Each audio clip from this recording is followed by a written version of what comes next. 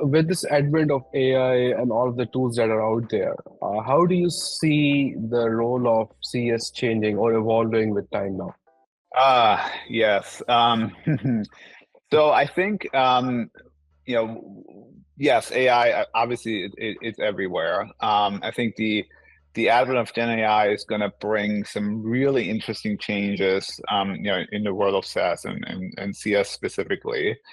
I think for CS itself, we're going to turn slowly into being more concierges and consultants that help customers along the journey, but not necessarily doing a lot of the work for customers in your product, because the products will actually get to the point where they solve a lot of the problems proactively. Some VCs are talking about there will be a $1 billion valuation company with a single person, right? Solo founder builds a $1 billion company. I think that might be a bit of a stretch, but it's also possible that we get there in 10 plus years or so.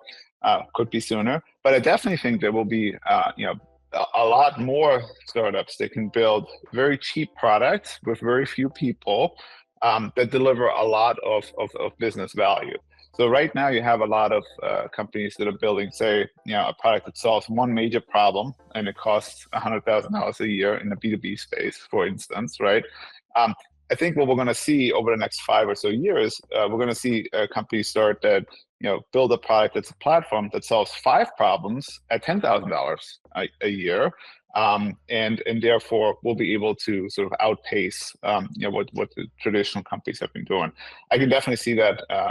One example would be somebody will come after Salesforce and they will absolutely try and build a better CRM that does all these other things and does it all natively with AI, and it does it for a fraction of the cost, because there's not going to be a need for as many developers, as many CS people to build a company like that with Gen AI being a real thing now.